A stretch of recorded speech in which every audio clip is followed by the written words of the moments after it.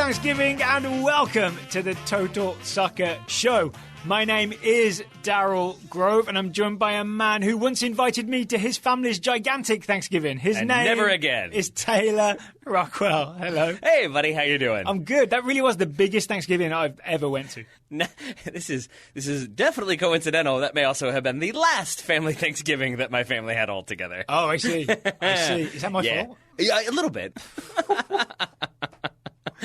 What a start. You didn't know that was going.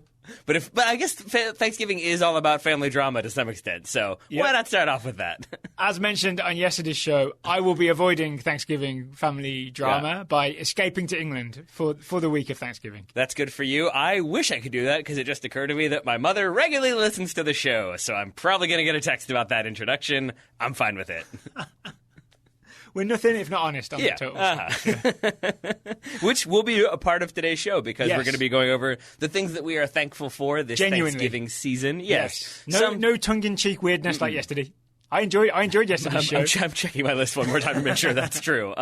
There's no real tongue-in-cheek. There's a few sarcastic ones, but not fully sarcastic. But yes, for the most part, it's things we're thankful for from a soccer perspective, from the show perspective, or just from our personal lives. All things welcome, says you and me. Can I ask you this? Is this a thing that people actually do? I've been to many Thanksgivings. I've never sat around and said, here's what I'm thankful for this year. I've been to those Thanksgivings. It's a thing that I think people don't really like doing, and so no one wants to be the one to start it. But it's awkward. I think it's awkward, but it's also a thing where, like, if you are too serious and too sincere in what you're thankful for, which is not a thing I'm worried about on this show, but I think it is a thing that people get worried about, then it becomes this like, ooh, that was an overshare. But then if you undershare, then it's I'm thankful for this great food, and then it's sort of like, yeah, okay, golf applause. And everyone's like, oh, damn it, they took that one. Yeah, so that was going to be mine. I'm thankful for this wonderful camaraderie.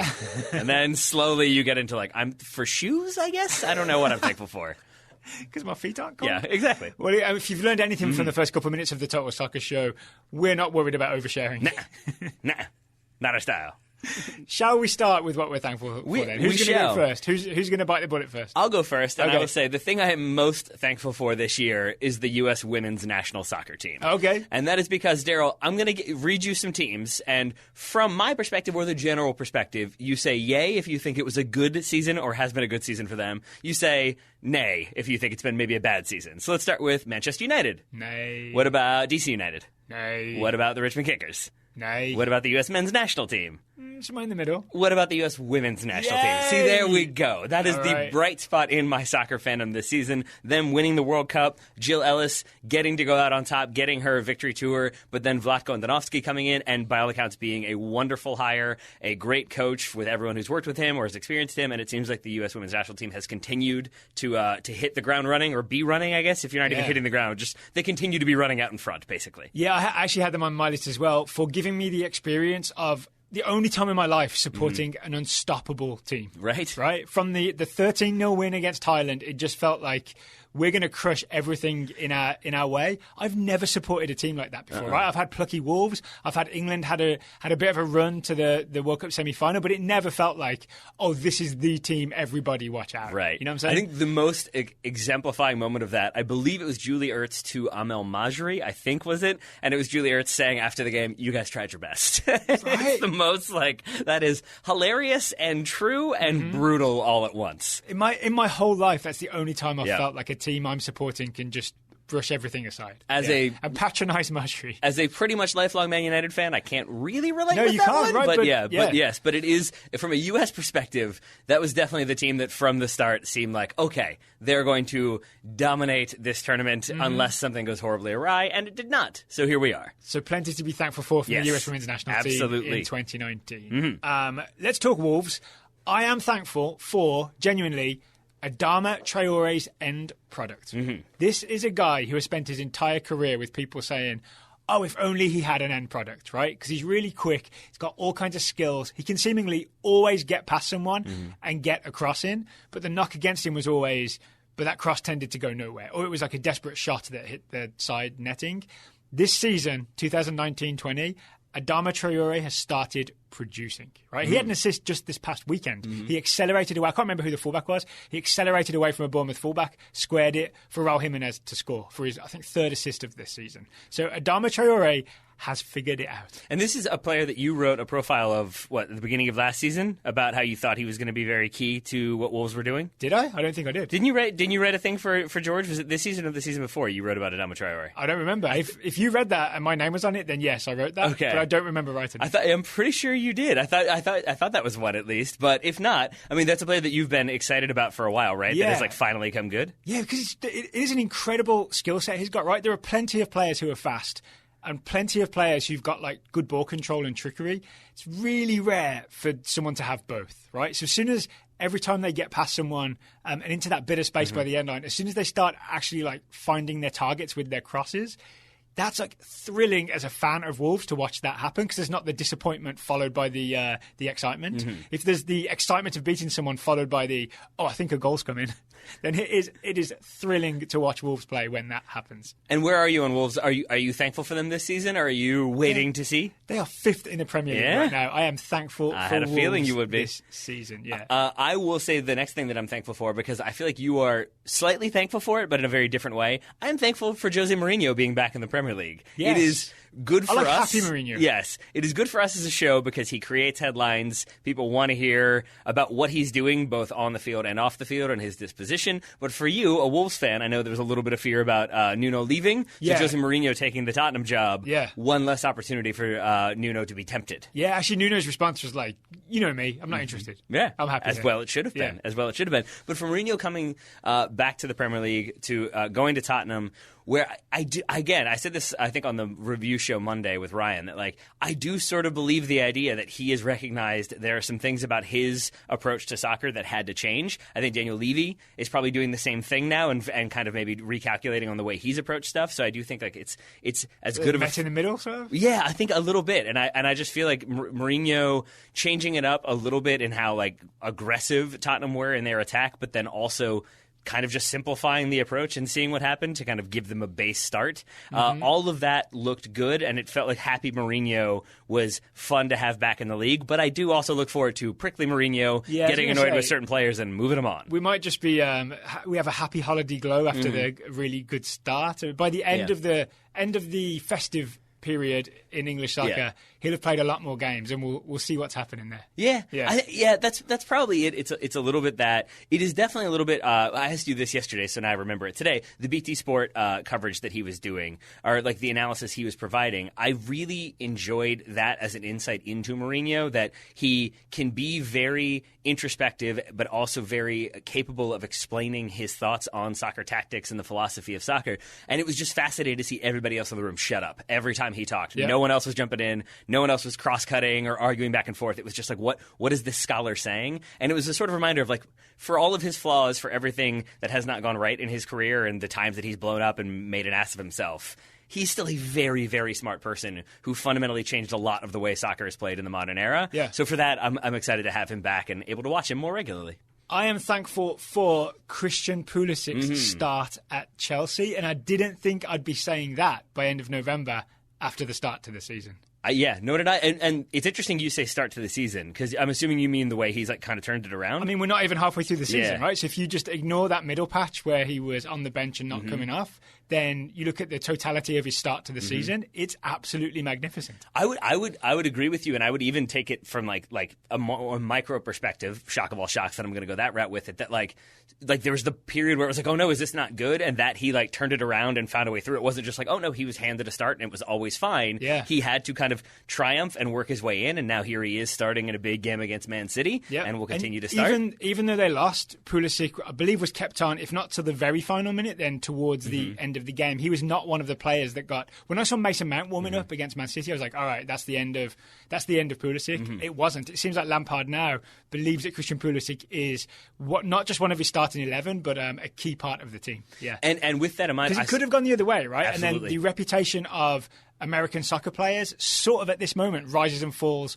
with Christian Pulisic. Maybe only in our minds, but also maybe in the minds of, say, English football fans, maybe in the minds of English managers. And if Pulisic had gone to Chelsea and tanked, or just not ever been selected, then we would not be having the high we're having right now. Right now, the reputation of American soccer players in England it's pretty good because of Christian Pulisic. No, you're absolutely right, because if you think about it from a non-goalkeeper perspective, it's Clint Dempsey, he was great at Fulham, but then he went to Tottenham, and the narrative on that is the Tottenham thing didn't really work out. It's the big team thing, even though it kind of did. Yeah, now we have this young guy performing at a big team. Mm-hmm. Yeah, because Yedlin didn't work out at Spurs, Howard didn't work out at Man United. To have Pulisic there and performing well. And I do think in that game against City, there were a few moments where he was making runs that if his teammate hit it one touch faster or a half second sooner, he's in on goal or he's in a better position. And I think that continues to get streamlined and better as the season goes. All right. So what are you thankful for, Ted? All right, I'm gonna be a little overshare here and be a little bit bleak and instead, but optimistic, because I'm thankful for the Butters quote about sadness from South Park, because it's a good way of when your team is bad. The quote is his girlfriend has broken up with him. The goth kids want him to be sad because he's always so optimistic.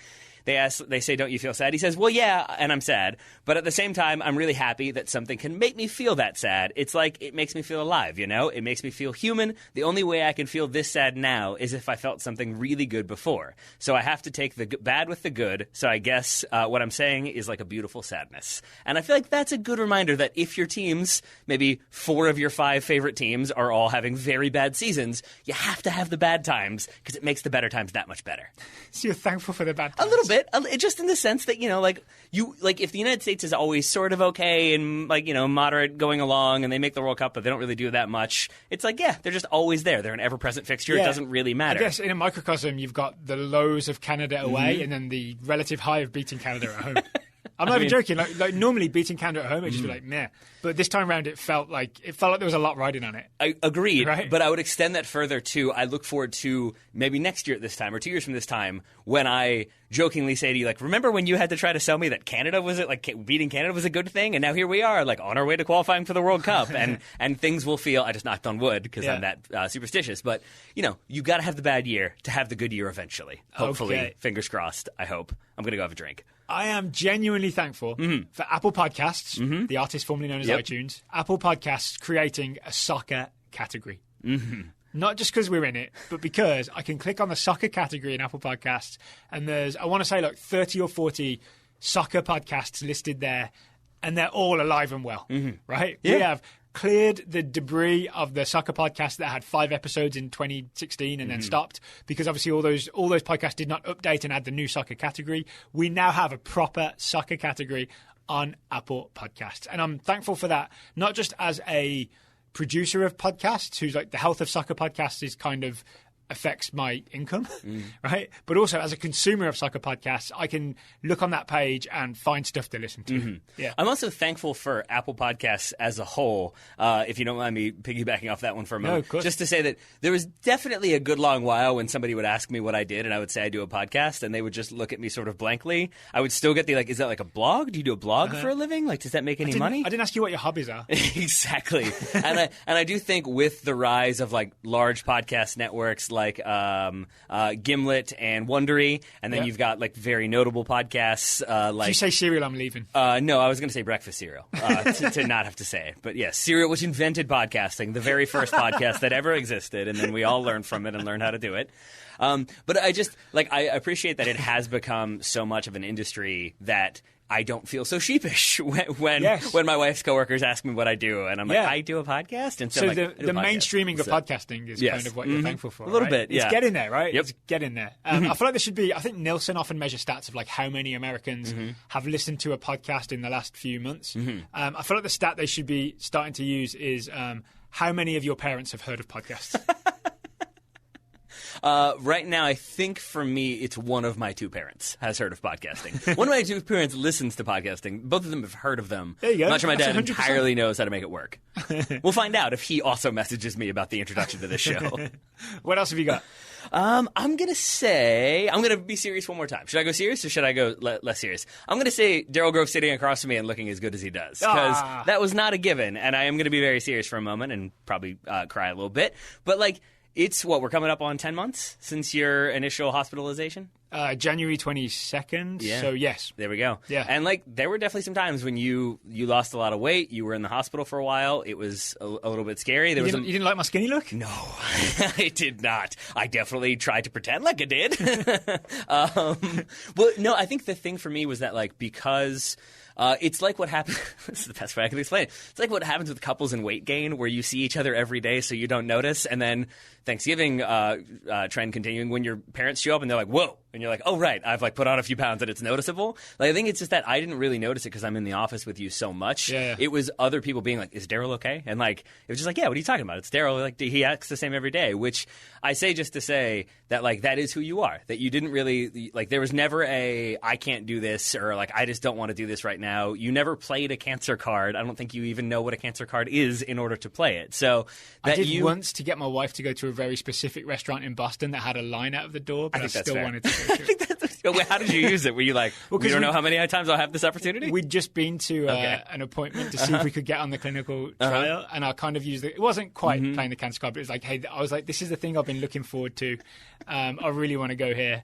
Do you mind if we just wait in this line? It turns out the line was only like 5 minutes. There you go. Yeah. So that's the only time, but that wasn't with me. And with this show, you have kept it up. You have been as energetic and engaging as possible, more so than I thought humanly possible. And I mean that genuinely, that your positivity has been a source of continued inspiration. I'm not looking at Daryl anymore because if I do, I will instantly start tearing up. But it is definitely the truth that I'm very thankful that you are here and looking as good as you do, because this is definitely the best you've looked, I think, in like 5 months. Oh, thanks. There you go, my friend. So all right, I'm thankful that you are here, and I'm thankful that clinical trials exist. Right, yeah.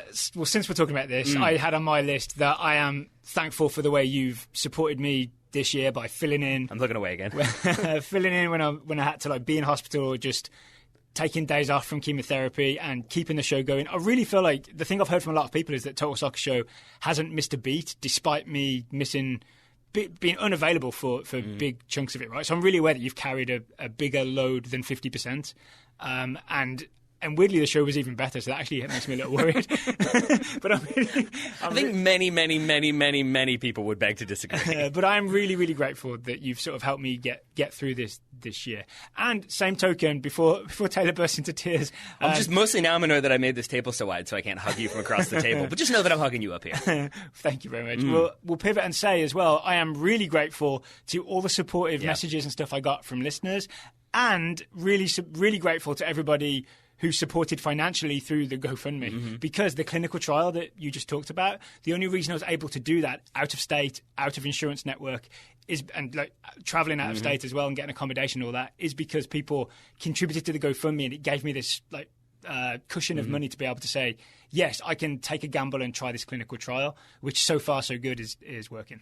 And not to put you on the spot with that, but I should add that many people sincerely have asked me how that's going, not the clinical trial, but the fund. So I think, like, are you comfortable with saying that, like, if there comes a time when maybe we need to refresh that, then you'll mention it, but for now you're okay? Yeah, I'm about... Is that okay? Am I putting your business in the streets? There's about half of it left. Okay. Basically. I've spent about half of it on the various fees and other stuff and clinical trial travels and this and that. So, yeah. If things get bad, I'll be sure to mention it. This is where I hope my father listens to this episode, because he genuinely does ask me that like once every other week. Oh, really? Like, what does he need? Is he okay? What does he need? Is he all right? Like, it's usually some form of that. He's very concerned, as are most people. So I need your father to show up and support our team on Sundays, as he does. Yeah.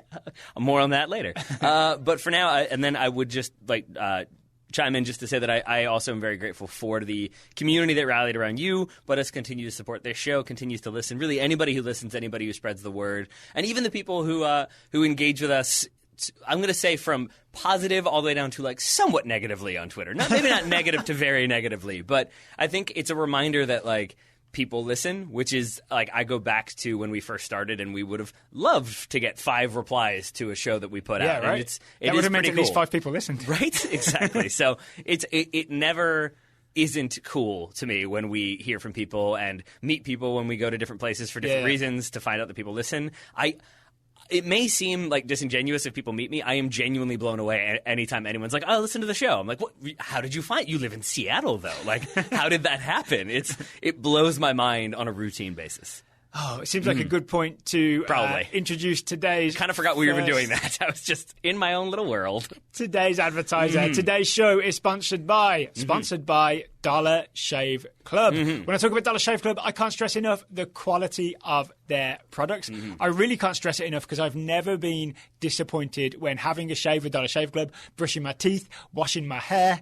What else do they do? They got all kinds of stuff. I mean, they make me realize what I'm supposed to look like is what I'm thankful for. That, like, my wife usually has to be like, man, the beard, it's a little bushy. The beard's a little bushy. And now, like once you routinely see, like, what the facial hair is supposed to look like and what, proper grooming is supposed to look like, you then have that baseline of like, oh, no, I have deviated way too far away from that. So I'm thankful that Dollar Shave Club helps me with that, but then also helps me maintain that look with the various shave products that help me keep the beard lines right. They keep shave bumps down. They keep the skin exfoliated with the prep scrub, Daryl. I know you're a big fan of that one. I am. So much that I'm not going to go into it again because I feel like people have heard it a million times. Instead, I'll just say I use it this morning. I'll use it tonight. I'll use it tomorrow morning. He'll use it till the day you die. Yeah. He says it aggressively. I'll say it the way you say it. I'm thankful for their tooth care. I like their toothbrush. I've talked about it many, many times. I continue to love that toothbrush. Tooth care? Yeah. Is that what it's called? Didn't you say tooth? Oh, tooth. Yeah. I'm pronouncing it like your people. I don't think it's tooth care. Toothbrush? Dental care. Dental care? Yeah. All right. Dental care for your tooth? We call it the mouth brush. Okay, the mouth brush. Yeah. There we go. The mouth peg brush. The mouthy brushy stick? Yeah. Right now, if you want to put the quality of Dollar Shave Club's products to the test or try the mouthy brush. The mouthy brushy stick, yeah. Their Ultimate Shave Starter Set has basically everything you need for an amazing shave. The executive razor, the shave butter, the prep scrub, the post-shave dew. The best part is you can try it for just $5. After that, the Restock Box ships regular-sized products at regular prices. Get your Ultimate Starter Set for just $5 at dollarshaveclub.com/TSS. That's dollarshaveclub.com/TSS. Thank you very much to Dollar Shave Club for sponsoring today's episode. We are very thankful for that. I am very thankful for our local league, the Central Virginia Soccer Association, the CVSA. Ooh, so we're in the personal segment of the show here, right? Yeah, well, I think for maybe one or two more, and then I'll keep it moving. But like, I'm not complaining. With that league, it's really easy to remember when you're frustrated by losing, or you didn't like the referee, or you just had a bad game, or whatever. How amazing it is that we have that here in Richmond. It is incredible. It really is. It has, 8 or 9 divisions of about 10 teams each. Yep. It has multiple fields around the city. You get a referee and 2 assistant referees for every single game. The fields are, like, compared to the absolute marshes I've played on in England, the fields are magnificent. Yeah, it is the best soccer league I've ever played in. I'll guarantee it's one of the best in America. I feel like it has to be, not just in like per capita numbers, but just in how well run it is. And that's very amazing that we have so many dedicated people here in Richmond who care that much to have a board and have board meetings, and people turn up to voice their opinions and vote. And it's an engaged soccer community. We do our part by turning up and not voicing opinions. No. Not sidetracking meetings. That is also an important thing, is turn up, vote, but be quiet. And maybe just have your beer and be quiet. Eat some pizza. But the referees thing, I really want to drive home, because I have played in leagues that did not have referees, and I have played in leagues that did not have referees to enforce roster rules. And there's a very big difference between playing a team when you've all checked in and you're like ready to go, versus playing another team when they're like, we need 4 players, and they ask the team that just played if they can have some people stick around, and you just don't get the sense that it's like an actual game, an actual competition. It's more of a like, this is sort of glorified pickup. And the one in DC that I played in had 1 ref at best, and so just having all of the structures in place to just show up and play organized soccer that is run well and well organized. It's a pretty amazing thing. So I'm very thankful for that. So thank you, everybody who runs the Central Virginia Soccer Association. I've got some personal ones as well, but I'm going to pivot us back to big picture stuff. I am genuinely thankful Sergino Dest chose the US men's national team. That felt like it could have gone either way. It felt, I don't know if it was actually this way, but it felt emotionally like we'd lost him for a little while. When he first turned down the call-up in October and said, I've got to think about this, it really felt like, oh, no. Oh, no, it's going to be tough watching him play in orange for the next 15 years. But the fact... I think it's indicative of our disposition that was where you went, whereas mine was, I look forward to ignoring the Dutch national team for the next 15 years. But you would have seen him on TV at some point, right? Probably like marking Christian Pulisic out of a game or something. I would have, and it would have been the same way that I now approach Jonathan Gonzalez with Mexico, of like, is he in the squad? Yeah, that's right, he's not in the squad. But don't you feel like that was, in many ways, the beginning of the upturn in the narrative? It was the first bright spot, The first bright spot after a rough few months with the US men's national team. And I was going to say, and it's like a happy coincidence that the US then beat Canada and then comfortably beat Cuba. But beating Canada, Sergino Dest was heavily involved. Yeah. He played right back and was sort of a key part of moving possession upfield, right? Yeah. So Sergino Dest choosing the US men's national team, genuinely thankful. I think a lot of the credit goes to Tab Ramos and all the work that was done with the U20s and even the U17s before that, where, from what I understand, it was Dest forming friendships with the players in the age group national team. Yeah, we should be thankful for Tab Ramos as well while we're at it, since he's moved on to Houston. We'll still watch him, but we don't have quite the connection to Houston as we do, say, the U.S. Youth national teams. But we're thankful for Tab Ramos for coming on our show all these years ago and being a lovely person the few times we've seen him since then, but then also just doing a very good job of making Sergino Dest choose the United States. Yeah, we quizzed him about Jonathan Gonzalez when he was on stage with us. And he tolerated it. He did tolerate it. He certainly did. While we're talking American coaches, I'm going to say I'm very thankful for Jesse Marsch and his career trajectory, because while we have young Americans coming through the ranks, we have some Americans getting consistent minutes, and we have Christian Pulisic being a potential star, maybe potentially future at Chelsea. Like, it's nice to know that there's also, on like the slightly less talked about right now at least track of Jesse Marsch being at RB Salzburg, managing a Champions League team. It seems like there's a very decent chance that he ends up taking over the Leipzig job when Julian Nagelsmann moves on, but there may also be other suitors along the way before that even happens, because like he got a draw against Napoli in the Champions League. It's like really caused problems for Carlo Ancelotti, and anybody who can cause problems for Carlo Ancelotti is destined for greatness. So I just think it's a thing that is easy to not necessarily forget about, but kind of forget the significance of what Jesse Marsch is doing and what he might mean long-term to U.S. soccer. So I'm thankful for the decisions he's made that have led him to managing Salzburg. Could you guess how many points clear he is in Austria right now? Like 40? At the top of the table? 1. Really? That's it? Yeah. So if you want to get invested in Jesse Marsch, it might be worth getting invested in the Austrian Bundesliga title race. Who's second? Red Bull Salzburg are top, and a team called LASK, L-A-S-K, are in second place. I've got to be honest, I do not know who that is. Nor should you, because they're going to fall off, because I've decided that. Because if you replace one letter there, they're last. And that's where they're going to be. Okay, I am thankful that the UEFA Nations League wasn't a disaster. So the bulk of it actually took place in... I forgot how much you had like a vested interest in the UEFA Nations League. Late 2018 and then the summer of this year they did the finals tournament. I was an early sort of... I pushed all my chips in on the UEFA Nations League, on this not being just a bunch of friendlies, it not being a waste of time. And I think I was proved right. And it's not just about me being right, but it's a little bit about me being right.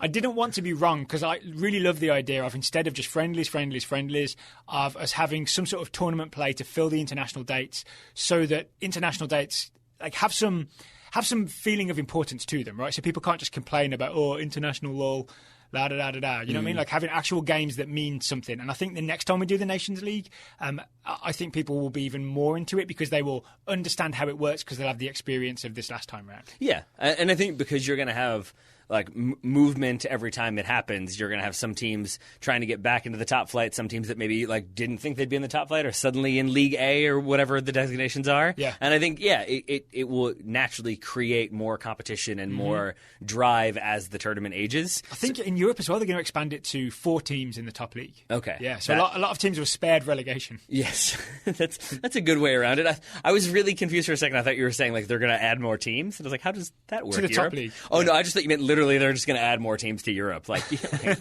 West Wales, now your own national team. Why not? What could go wrong? With the West Wales, Golf Madrid. With the Nations League in mind, I would say I'm thankful. This is a strange one to be thankful for, but I'm thankful that we've got the Euros coming up. I feel like the Euros are always a super fun tournament, and I'm not entirely sure why, because you don't get like the massively different teams with different tactics and lots of different players from all over the place that you get in the World Cup. But for some reason, the Euros, I think because it's a lot of smaller teams that we don't normally get to see, especially now with the expanded format, you get a little bit... Finland. Yeah, example, man, I watched Teemu Pukki this past weekend, and I was like, oh, he's going to do so well for Finland. He can do that for Finland, no problem. And there's just those he has done 9 goals in 9 qualification games. Yeah, there we go. Yeah. See? But then last iteration was when Iceland became everyone's favorite team, and that's when the Viking clap happened, and now that happens everywhere, and we're all sort of tired of it. But that's, with every major competition, you have those narratives, those stories, and they're always really exciting for us to get to cover. So another tournament like that we get to cover and watch every game, and that's our job, I'm very thankful for that as well. Which also, for us, when we do the Total Soccer Show, it's my favourite moments with the Total Soccer Show are when everybody's attention is focused on one thing. Yeah. So this past summer, the Women's World Cup, because everybody was all in on that, and we could be all in on that. I mean, one, it's a beauty for our downloads, right? Because everybody's listening. But also, it's not like our attention is pulled all over the place. We can just zero in on, okay, this is the most important thing that's happening. And I think I agree with everything you just said, and I would add to it that, like, I'm also really thankful that it's not TV, because with a sport, HBO, well, with that in mind, that like it's not a show that we've been watching, that we've been like recapping, and everybody's watching together, and it's this collective experience. But then the final season is maybe garbage. Oh, it is HBO, and so you suddenly feel like, well, was that all worth it? Whereas, like, even if a tournament isn't that much fun, there's always, first of all, it's an unscripted thing, so you never know what's going to happen. Yeah. But also, it's just there's always interesting stories. You learn about new players, new teams to come to the forefront. Like, big teams fall off, and it's all just very unscripted, but you never know what's going to happen. And I'm very thankful for that it's not us, like, covering a TV show that ends up maybe not being very much fun to cover anymore. You might have just cursed Euro 2020. I mean, that's fine. It's going to be a series of 0-0 draws. Unless one of the teams, like, forgets to show up because, quote unquote, they forgot there was a game happening, it can't be as bad as that series finale. Okay, I am thancful for... I hate Game of Thrones now. I got that. I got that. I am thankful for the mute button on Twitter. I thought you were going to say, like, just in the office. But yes, also on Twitter, I would agree with that. Yep, it lets me sort of... If you see someone who's just straight up abusing someone, rather than me getting into an argument with them or having to hear from them ever again, can just click mute, and that's it. You never have to hear from that person again. It's the Hannibal Buress joke about, like, I really like Twitter. I really like it when strangers can just yell at me directly to my phone. So yeah, there's and it is. I used to not like it because I felt like muting somebody was like admitting defeat. Yeah. And in reality, it's just like defeat to what? Right. Like a person who wants to yell at me for articulating an opinion about a TV. I'm going to get an angry tweet about Game of Thrones, and you know what's going to happen to that person? I'm going to mute him. I'm going to mute him hard, Daryl. That's how it's going to go. You say, "Leave me alone, Benioff." It'll definitely be him. No, like, and it's I'm joking there, obviously, but because it's not like we welcome dissent, we welcome disagreement, but it's if it's friendly, the ability, and interesting. The ability to remove people from your digital lives who are like just yelling and angry and want negativity and want drama, and trolls especially. Yep. Bye-bye. And I enjoy that feature. And it makes more space for the fun, enjoyable conversations that we can have on Twitter. It certainly does. Which is the only reason I'm there. I'm there because I enjoy the conversations. Yeah, I'm not there to get yelled at. Yes, co-sign on that one. Let me look. Soccer things. I feel like I've gone through a lot of my soccer things. I've really struggled to find anything Man United related. I will say I'm grateful Danny James, maybe?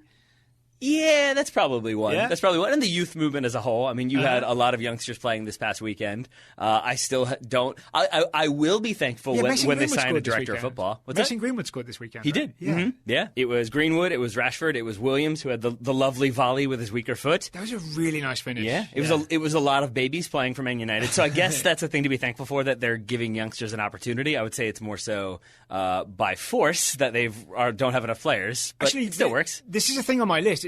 So it's Man United, Chelsea, and to some degree Arsenal are all giving young English kids a chance, right? So Greenwood and Williams at Man United. I mean, Rashford is one of those kids from a few years ago, right? And then you've got like a Chelsea, obviously Tammy Abraham, Mason Mount. I've forgotten the centre back's name. Tamori, Ruben Loftus-Cheek when he gets back. Callum Hudson-Odoi. Like suddenly, after English kids seem to have been held back a little bit, suddenly they're all getting games. And at Arsenal, you've got like Reece Nelson and Maitland-Niles and the Willocks, and it just seems like suddenly it's. The opportunity is there. Reece James at Chelsea as well. I forgot there are two Willocks in for a minute. I thought you did your pet peeve of like the Willocks of the world. The Aaron Ramsey. Yeah, no. The Willocks of the world are Chris and Joe. There we go.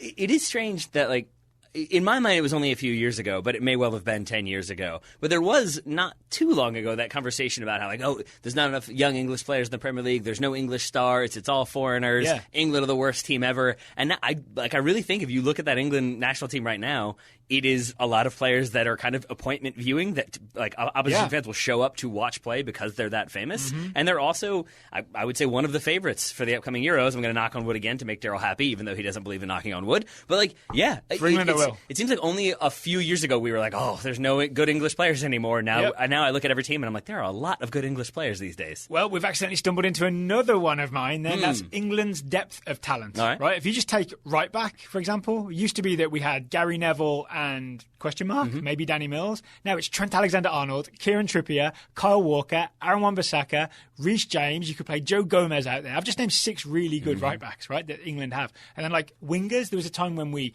couldn't find a left winger in the entire nation. Now we have to pick, in a 4-3-3, we have to pick from Raheem Sterling, Marcus Rashford, Jadon Sancho, Callum Hudson-Odoi, and maybe some other people coming through as well. Dwight McNeil, maybe. Yeah. You know what I mean? Suddenly England just has depth everywhere. Yeah. There's even Tammy Abraham as a backup Harry Kane. All right.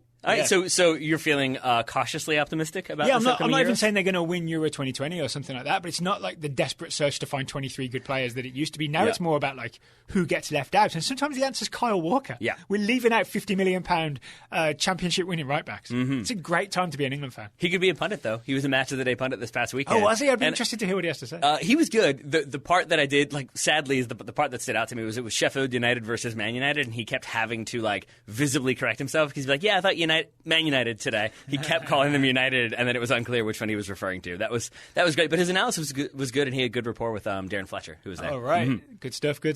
All right, today's show is sponsored by Away Days, our friends at Away Days. If you go to awaydaysfootball.com, you will see all the clothes clothes is the wrong word, right? Independent branded clothes that Away Days Football has. Which they have for both warm and cold weather. Here in Richmond, it's deviating between being 30 degrees, and then I think this week it's going to be 66 degrees. Yeah. So they've got warm weather options. They've got cold weather options. They've got stylish hoodies and hats to keep you warm, but then they've got, say, the mystery kit, which is nice mystery jerseys. Those can be warm in warm weather or cold weather, so it works both ways. So yeah, if you are unfamiliar with the concept of the mystery kit, it is exactly what it sounds like. You pay $25 or maybe a little less if you use the Total Soccer Show discount code, which we'll tell you very soon. And then Away Days Football. Build that demand, Daryl. Build that demand. Away Days Football will send you a soccer jersey from somewhere around the world, and it'll be a kind of a hipstery pick. Right? Yeah, it's not going to be Arsenal Football Club. It's not going to be Spurs. It's more likely to be like maybe second tier in England, or it's going to be from Japan, or it's going to be from, I don't know. When you have the whole world to choose from, I'm struggling to choose a country. For some reason, I always go Finland, but we've already talked about them. Yeah, that's and weird, I think you can't say Finland twice in the same show. What I will say about them is, I think you're absolutely right. It tends to be like lesser known, or at least not the majorly covered clubs. Like I got River Plate, so I'm not going to say like lesser known, but definitely don't get as much mainstream attention.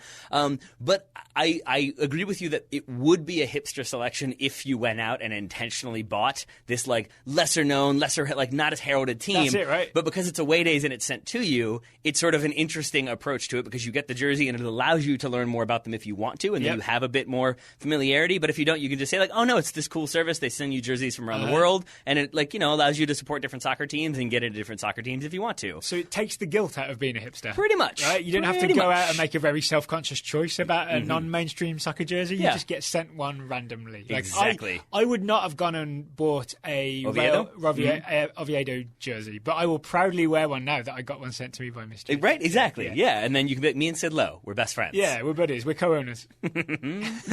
So if you want to check out what Away Days has, and if you would like to get a discount, you can do so by going to awaydaysfootball.com and use the code TSS to get 15% off. One more time, that's using the code TSS at awaydaysfootball.com for 15% off. Thank you to Away Days for sponsoring today's show. They are, I think they're now entering the pantheon of long-time Total Soccer Show sponsors. Yeah, they are. We're going to go back to things we're thankful for. Another personal one for me. No more law school. Pretty thankful for that one.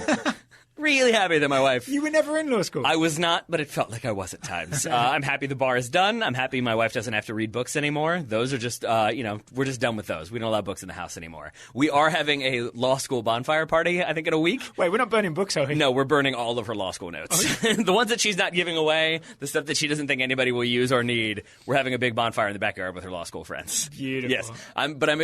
It's nice to, like we were, wandering around, doing random stuff this weekend, and I think it was, for her, it was just this weird world of I don't have books to read and things to study. I can just live a life. This is fun. This is foreign. This is new. So I'm thankful that we have that again and no more book learning. If we're going back to personal stuff, then I will say I am thankful to PAR, Ad Podcast Advertising Agency. Yep. If you've noticed an uptick in ads on the Total Soccer Show in this year, it's all because of PAR. The people there have done a magnificent job of finding us advertisers and connecting us to advertisers. Yes.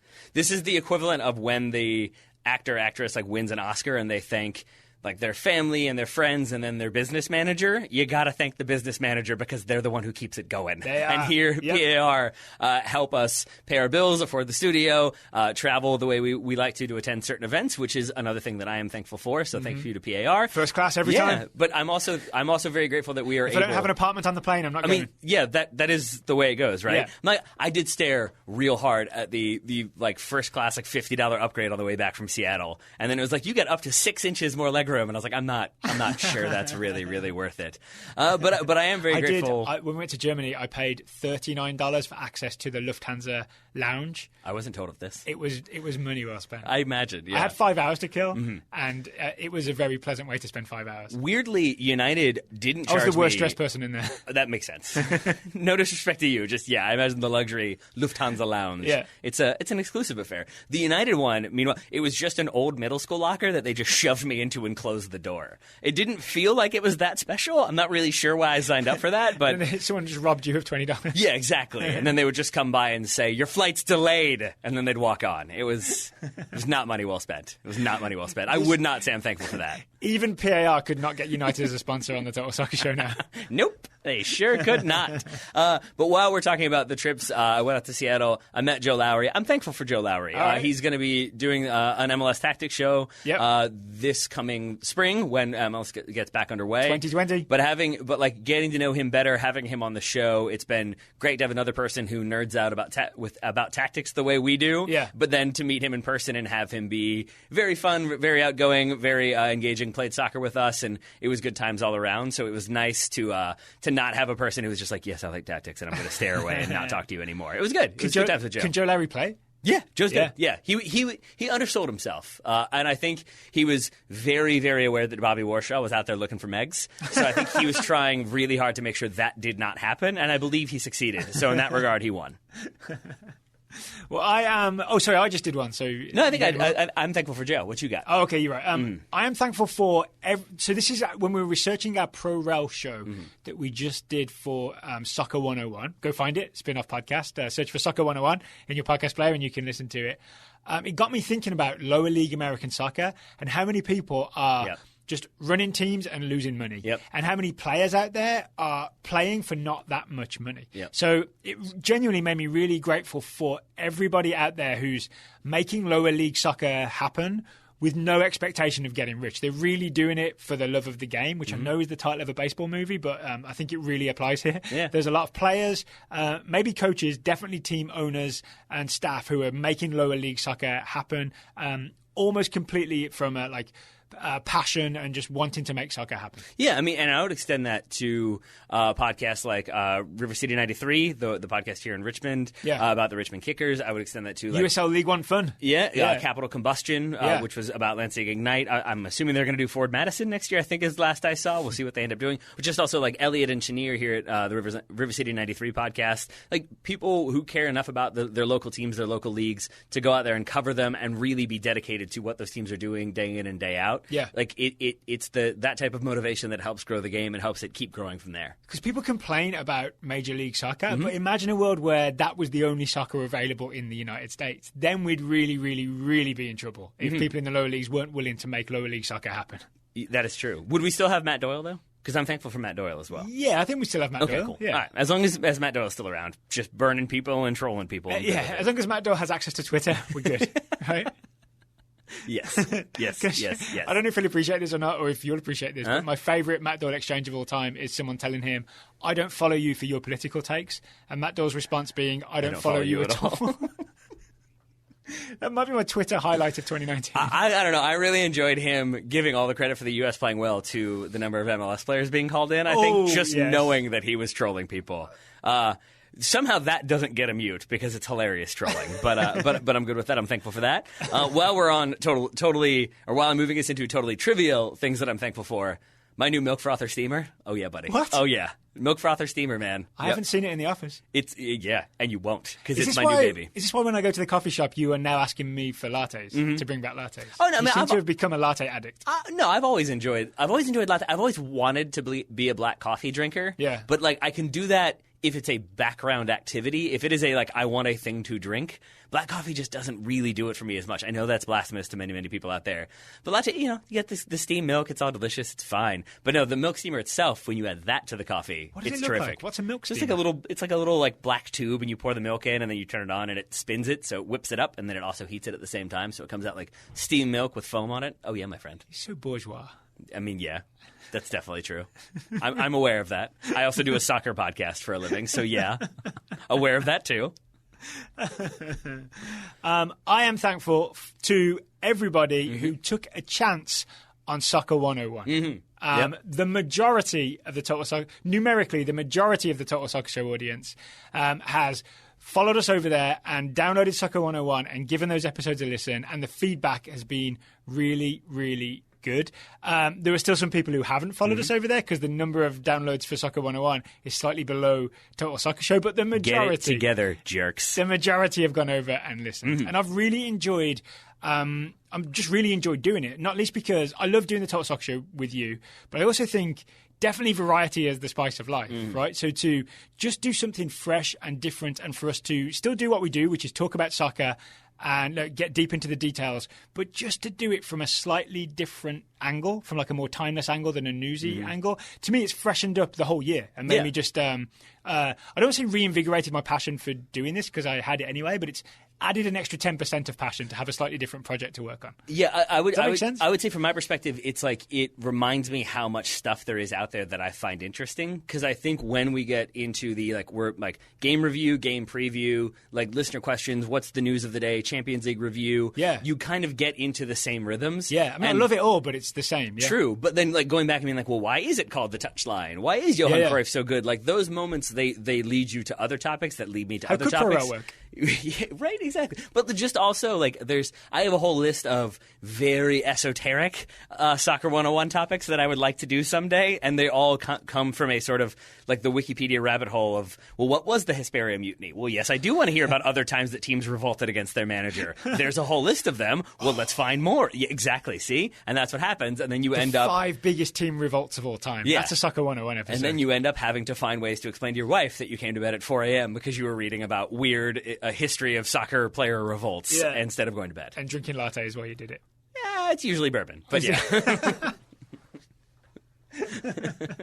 Have you got any, I've got a couple more that I'm thankful for. Have you got anything else? No, I think that's about it. Okay, I want to... I ended on my milk frother. You mentioned the local league we play in, the Central Virginia Soccer Association.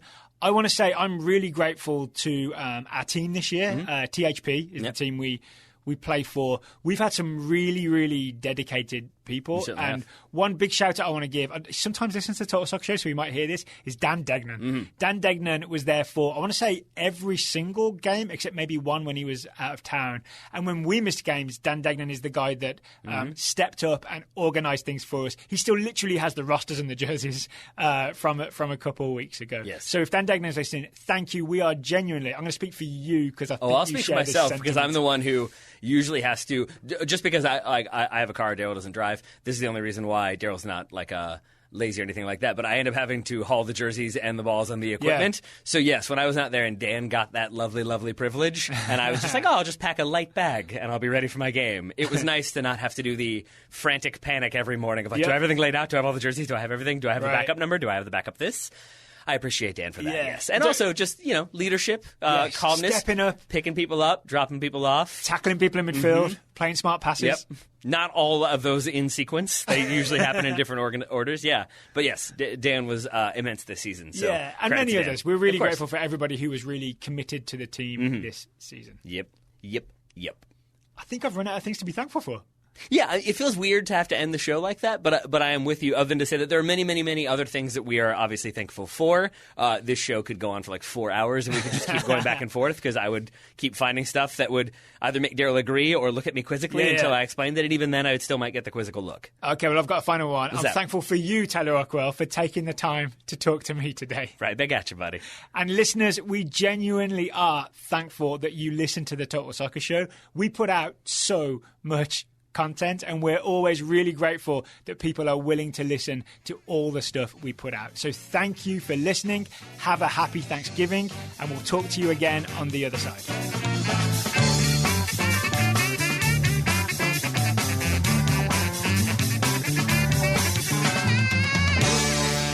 You gotta slice it.